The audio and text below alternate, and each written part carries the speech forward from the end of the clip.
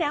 Hey, thank you, Lee. Now on Bounce, we're going back to basics when it comes to the best foods to eat. So we called on Block and Grinder Restaurant to show us a new recipe tonight. I want to welcome the owner, Jed Campy, and its executive chef, Ben Philpott. Thank you, gentlemen, for being here tonight. Thank you for having us. Pleasure to be here. Absolutely. First up with you, Chef Ben, tell me what we're making tonight. Today we're going to make a little bit of beef tartare. Okay. Now, what beef tartare is a raw beef with all kind of delicious fixings and goodness in there. Okay. And it's eaten a couple of different ways, and we're going to do a little quick little twist on it. So, what the most important thing about when you're making beef tartare is good beef. Start with really good beef, and you got to know where your meat comes from. And the best way to do that, come see me, because I know where all my meat comes from. So we got a nice piece of sirloin here from Salem Hills Farms right here in Charlotte. Okay. So we're going to take this and we're going to slice it very thin. Okay. So a lot of people, when they make beef tartare, it's ground, and that texture just isn't. It's just not right. No, no. I like my meat.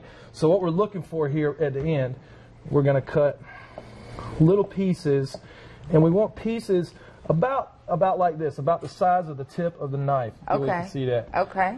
So I'm going to go ahead and get that chopping.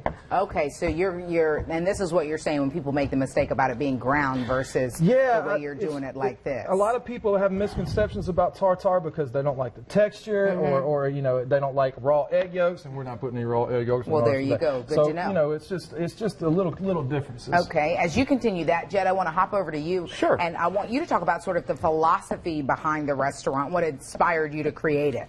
Well, that's a good question. It's kind of a tough one to kind of nail down exactly what we do, because we do so much. But the way I always try to sum it up is, in a nutshell, we're a restaurant that's created around the idea of a butcher shop. So, and in that being said, we create everything on site, from grinding our own beef for our burgers. We cure our own bacon for the burgers.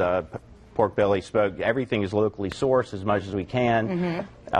We have a retail component, as Ben alluded to, where you can actually come in and buy the steaks, buy the burgers if you want to, cook them in your backyard. We got big holiday weekend coming up, so certainly, that's a good idea. But and then of course we dabble in wild game and some interesting dishes as well. But really, it's all about the way we do it. We don't bring in anything processed. It's all done.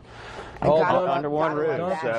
In-house. And you guys have another location opening soon, yes? We do. Okay. We are going to be opening our second location later in the summer. It's going to be up at Exit 31, the Langtree development. About 45. And it's going to be the same concept with some more bells and whistles, a little more space for us to play around with. So we're very excited about that. So it's been keeping us busy for sure. Okay, so you can find a Block and Grinder located at 2935 Providence Road in Charlotte. The number there on your screen for reservations. They also have a website, blockandgrinder.com, and you can follow them on Facebook. Chef Ben is finishing it up here with a little spinach, olive oil, we got some actually watercress from Lucky Clay's Fresh Farms. All right. We're going to take our tartare, mix it with a little bit of... out of time. Oh, no, sorry. Yeah, thanks for watching. It's delicious. So close. It's going to be delicious, I promise.